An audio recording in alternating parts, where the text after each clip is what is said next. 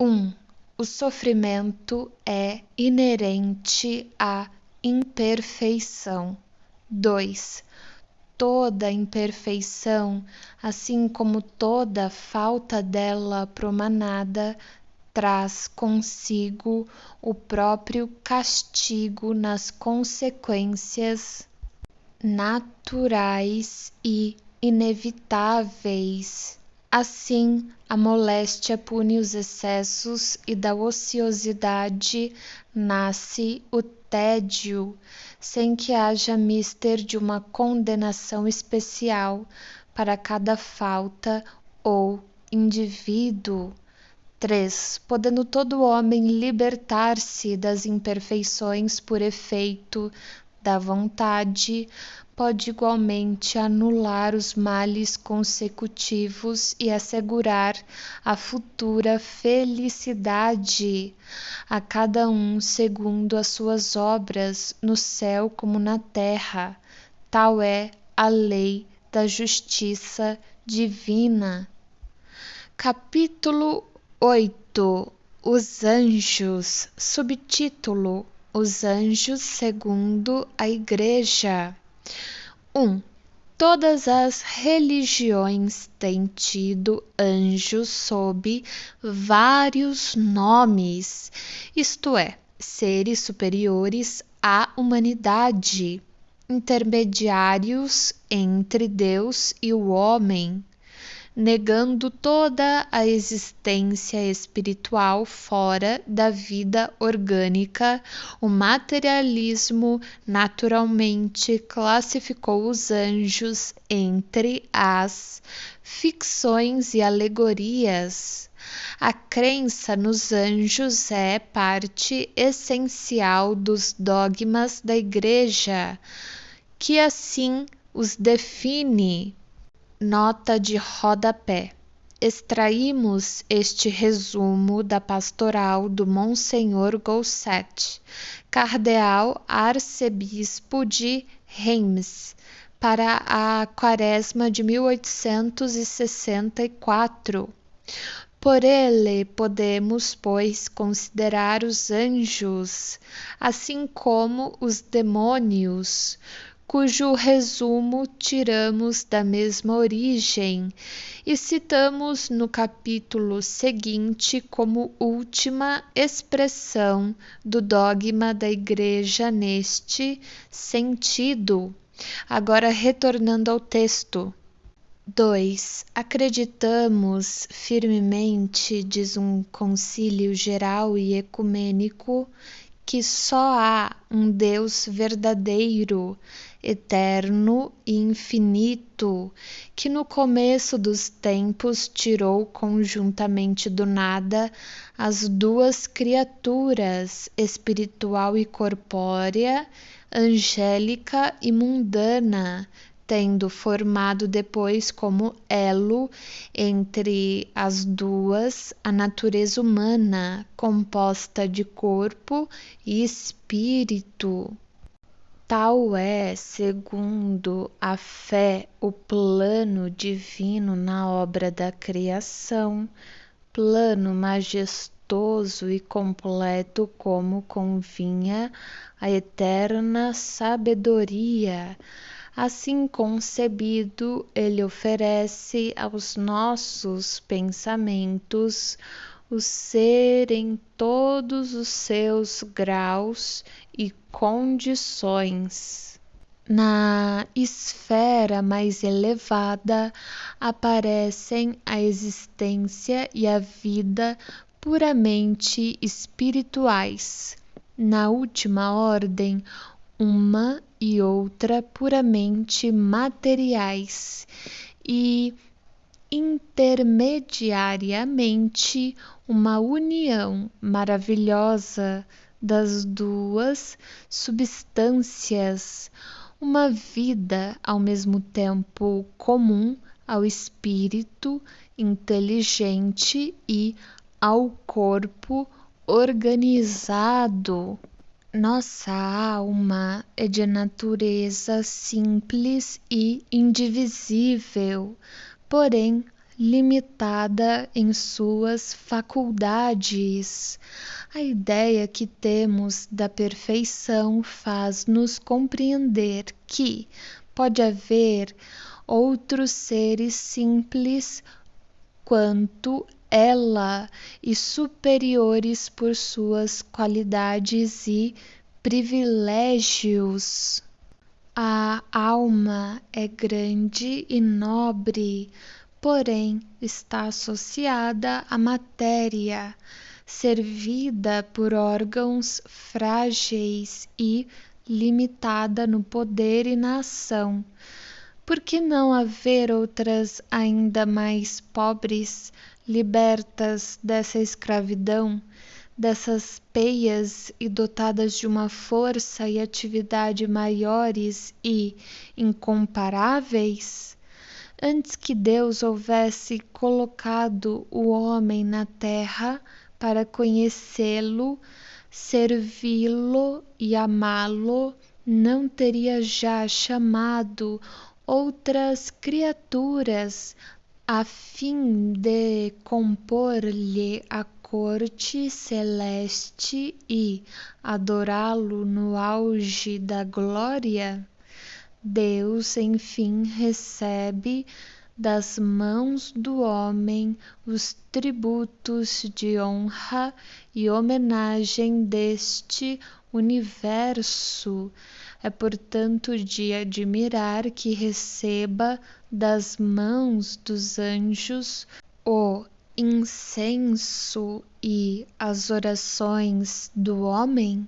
Se, pois, os anjos não existissem, a grande obra do Criador não patentearia o acabamento e a perfeição que lhes são peculiares.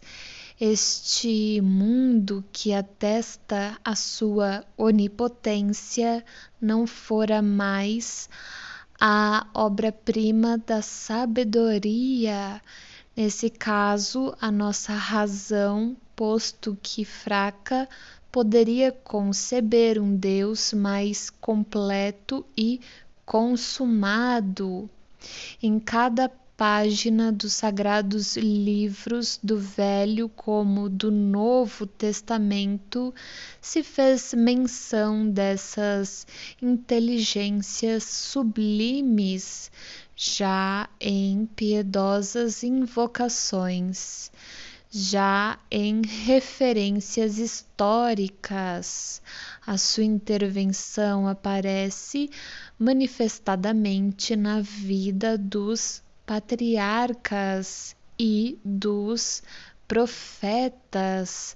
Serve-se Deus de tal mistério, ora para transmitir a sua vontade, ora para anunciar futuros acontecimentos. E os anjos são também quase sempre órgãos de sua justiça e misericórdia.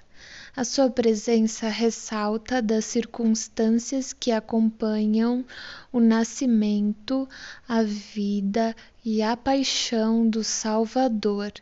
A sua lembrança é inseparável da dos grandes homens, como dos fatos mais grandiosos da antiguidade religiosa.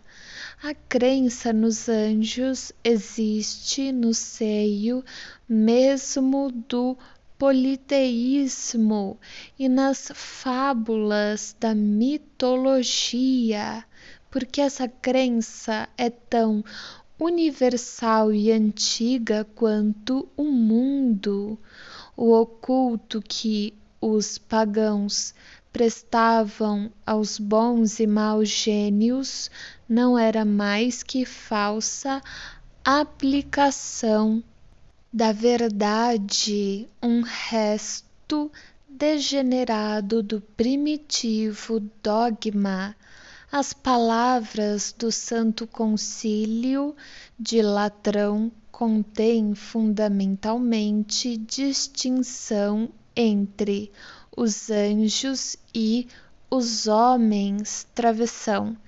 Ensinam-nos que os primeiros são puros espíritos, enquanto que os segundos se compõem de um corpo e de uma alma, isto é, que a natureza angélica subsiste por si mesma, não só sem mistura, como dissociada da matéria, por mais vaporosa e sutil que se suponha, ao passo que a nossa alma, igualmente espiritual, associa-se ao corpo de modo a formar com ele uma só pessoa, sendo tal e essencialmente o seu destino.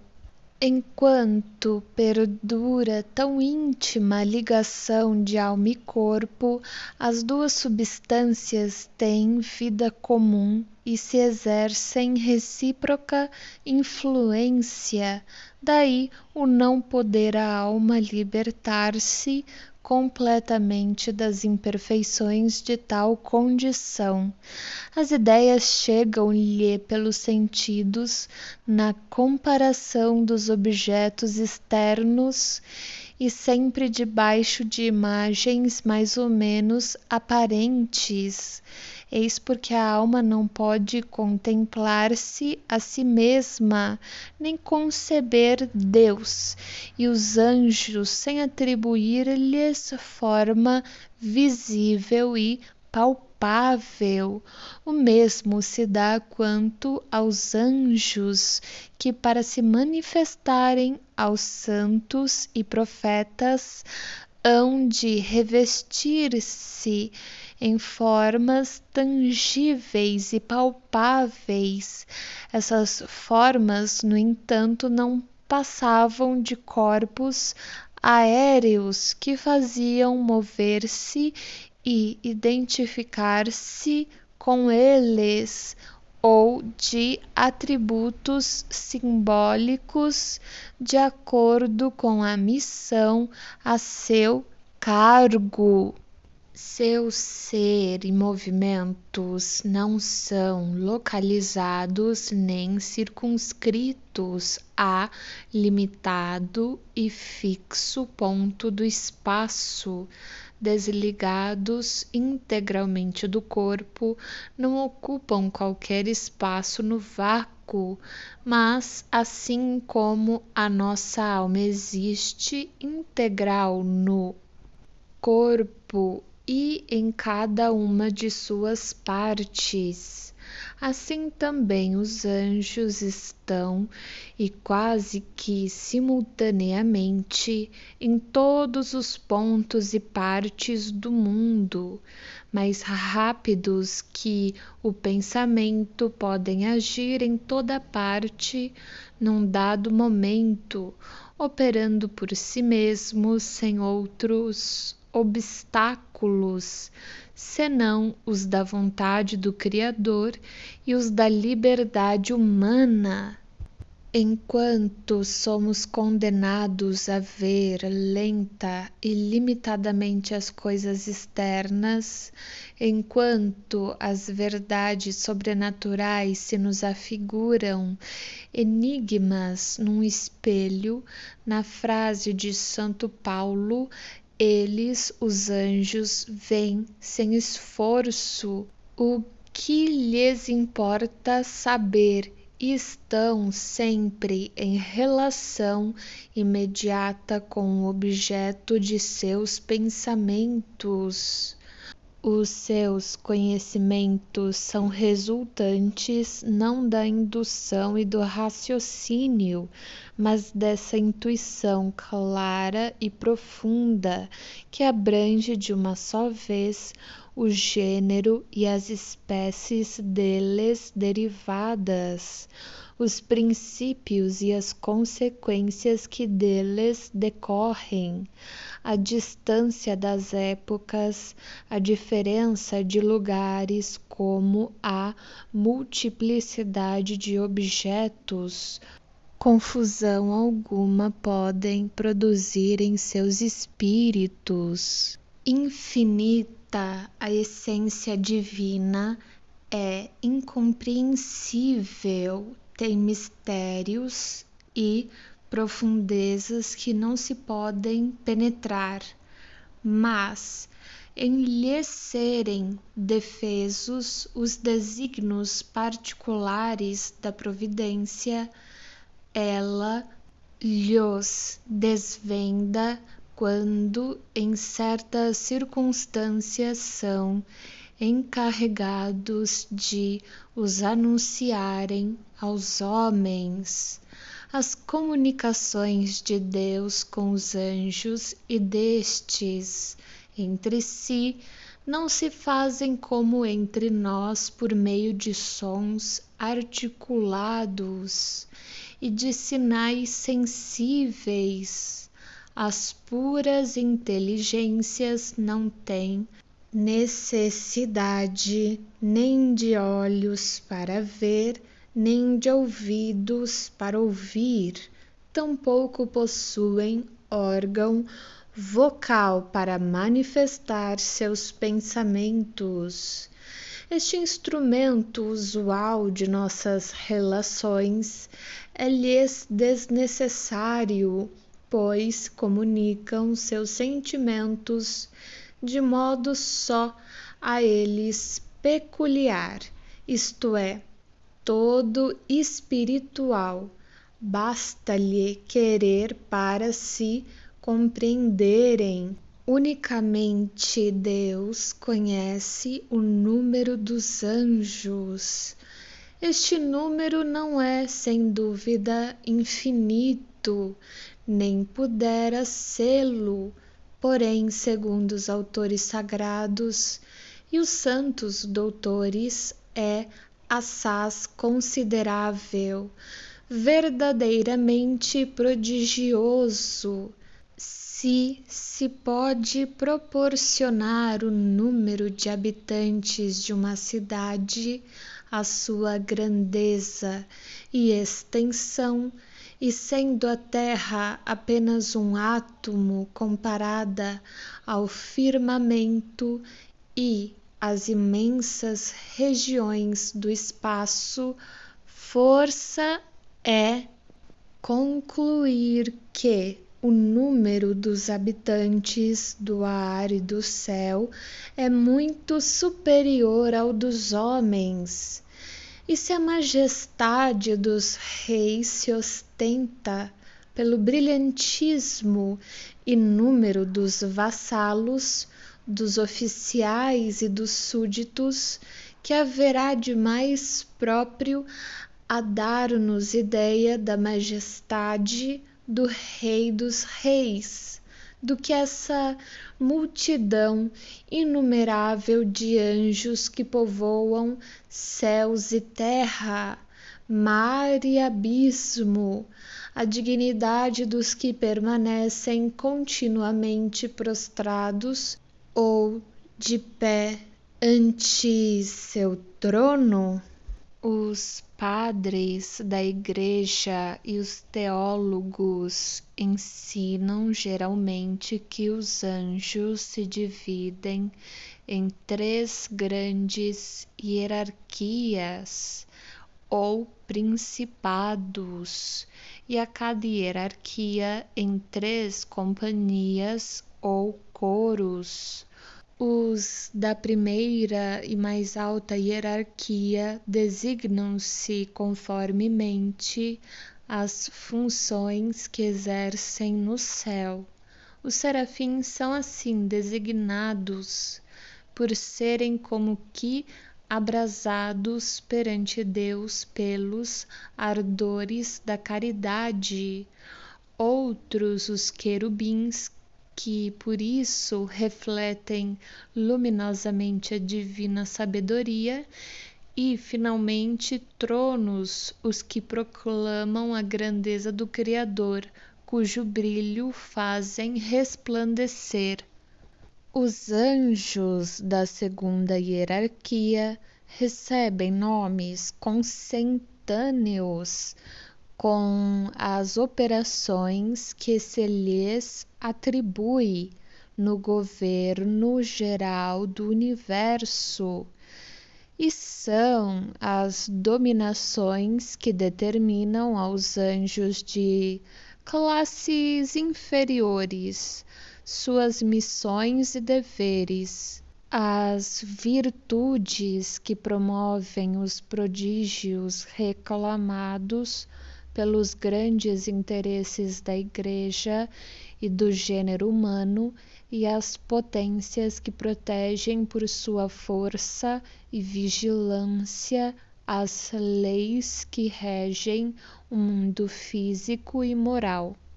Os da terceira hierarquia têm por missão a direção das sociedades e das pessoas, e são os principados encarregados de reinos, províncias e dioceses, os arcanjos que transmitem as mensagens de alta importância e os anjos de guarda que acompanham as criaturas a fim de velarem por sua segurança e santificação. Subtítulo: Refutação. 3.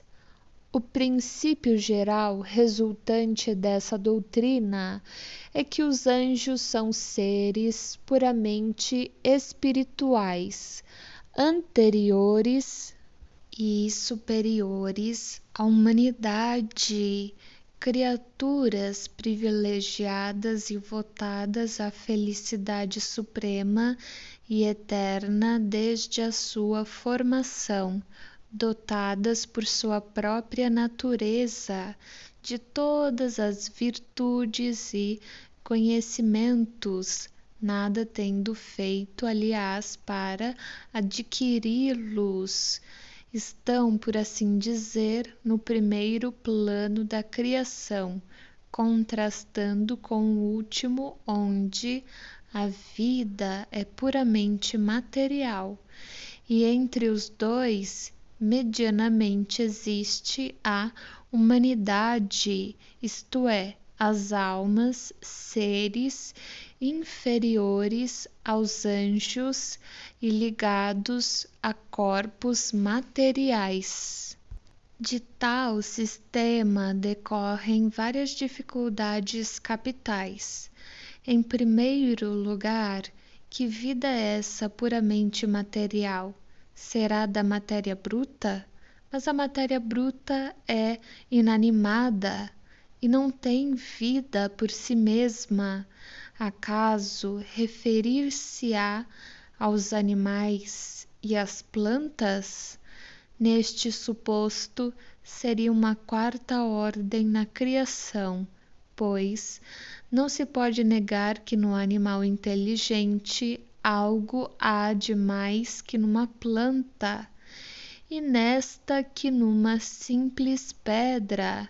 Quanto à alma humana que estabelece a transição, essa fica diretamente unida a um corpo, matéria bruta, aliás, porque sem alma o corpo tem tanta vida como qualquer bloco de terra.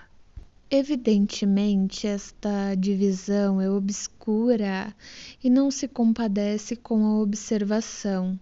Assemelha-se à teoria dos 4 elementos, anulada pelos progressos da ciência. Admitamos, entretanto, estes 3 termos: travessão, a criatura espiritual, a humana e a corpórea, pois que tal é, dizem, o plano divino majestoso e completo, como convém à eterna sabedoria.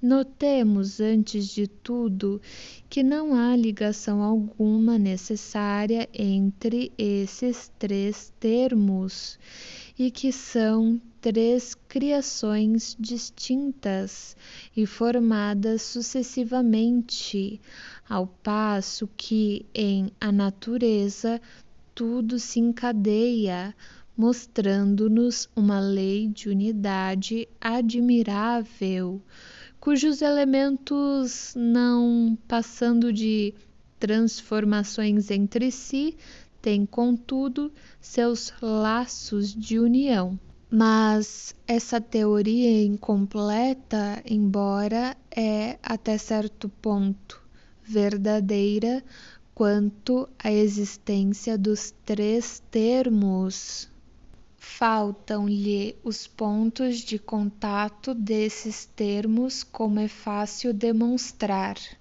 4. Diz a Igreja que esses três pontos culminantes da criação são necessários à harmonia do conjunto, desde que lhe falte um só que seja, a obra incompleta não mais se compadece com a sabedoria eterna.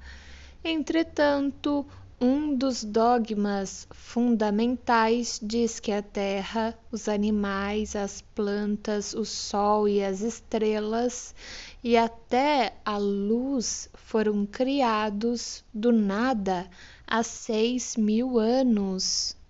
Antes dessa época não havia, portanto, criatura humana nem corpórea. O que importa dizer que no decurso da eternidade a obra divina jazia imperfeita.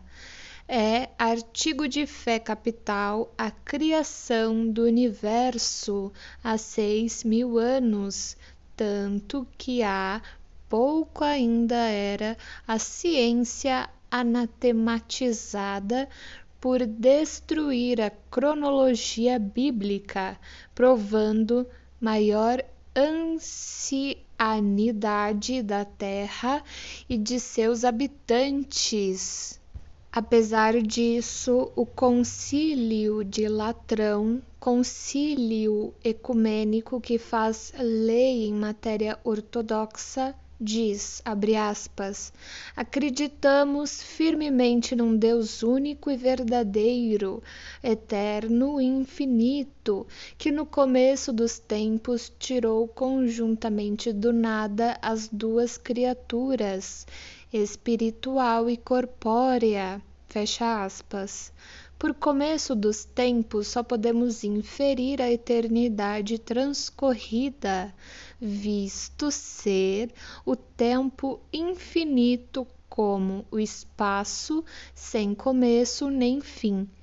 Esta expressão começo dos tempos é antes uma figura que implica a ideia de uma anterioridade ilimitada. O Concílio de Latrão acredita, pois, firmemente que as criaturas espirituais, como as corpóreas, foram simultaneamente formadas e tiradas em conjunto do nada, numa época indeterminada no passado, a que fica reduzido assim o texto bíblico, que data a criação de 6.000 dos nossos anos? E ainda que se admita seja tal o começo do universo visível, esse não é seguramente o começo dos tempos, em qual crer no concílio ou na Bíblia. 5. O concílio formula, além disso, uma estranha proposição, abre aspas, nossa alma, diz, igualmente espiritual, é associada ao corpo de maneira a não formar com ele mais que uma pessoa, e tal é essencialmente o seu destino, fecha aspas. Ora, se o destino essencial da alma é estar unida ao corpo, esta união constitui o estado normal, o desígnio, o fim. Por isso que é o seu destino. Entretanto, a alma é imortal e o corpo não, A união daquela com este só se realiza uma vez, segundo a Igreja, e ainda que durasse um século, nada seria em relação à eternidade, e sendo apenas de algumas horas para muitos, que utilidade teria para a alma união tão efêmera? Mas que se prolongue essa união tanto quanto se pode prolongar uma existência terrena e, ainda assim, poder-se-á afirmar que o seu destino é estar essencialmente integrada? Não. Essa união mais não é na realidade do que um incidente, um estádio da alma, nunca o seu estado essencial. Se o destino essencial da alma é estar ligada ao corpo humano, se por sua natureza e segundo o fim providencial da criação, essa união é necessária às manifestações das suas faculdades, forçoso é concluir que, sem corpo, a alma humana é um ser incompleto. Ora, para que a alma preencha os seus desígnios deixando um corpo, preciso se faz que tome um outro travessão, o que nos conduz à pluralidade forçada das existências, ou, por outra, à reencarnação, à perpetuidade. É verdadeiramente estranhável que um concílio havido por uma das luzes da Igreja tenha,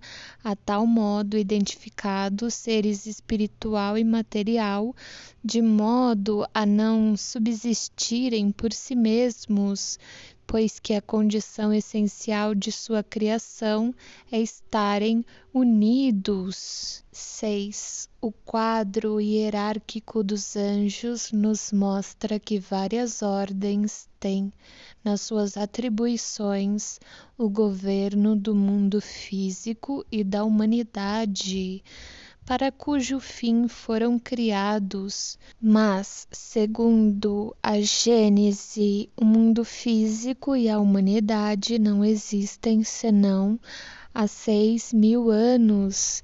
E o que faziam, pois, tais anjos anteriormente a essa era, durante a eternidade, quando não existia o objetivo das suas ocupações? E teriam eles sido criados de toda a eternidade? Assim deve ser, uma vez que servem à glorificação do Todo-Poderoso, mas criando-os numa época qualquer determinada, nada Deus ficaria até então, isto é, durante uma eternidade, sem adoradores. 7. Diz ainda o concílio, abre aspas, enquanto dura esta união tão íntima da alma com o corpo, fecha aspas, há, por conseguinte, um momento em que a união se desfaz. Esta proposição contradita a que sustenta a essencialidade dessa união.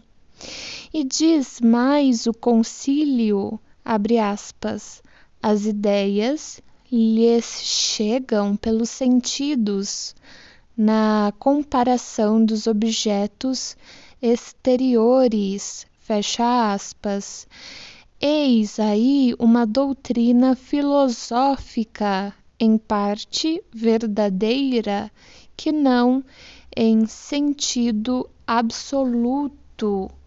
Receber as ideias pelos sentidos é, segundo o eminente teólogo, uma condição inerente à natureza humana, mas ele esquece as ideias inatas, as faculdades por vezes tão transcendentes. a intuição das coisas que a criança traz do berço, não devidas a quaisquer ensinos, por meio de quais sentidos jovens, pastores, naturais calculistas, admiração dos sábios, adquirem ideias necessárias à resolução quase instantânea dos mais complicados problemas.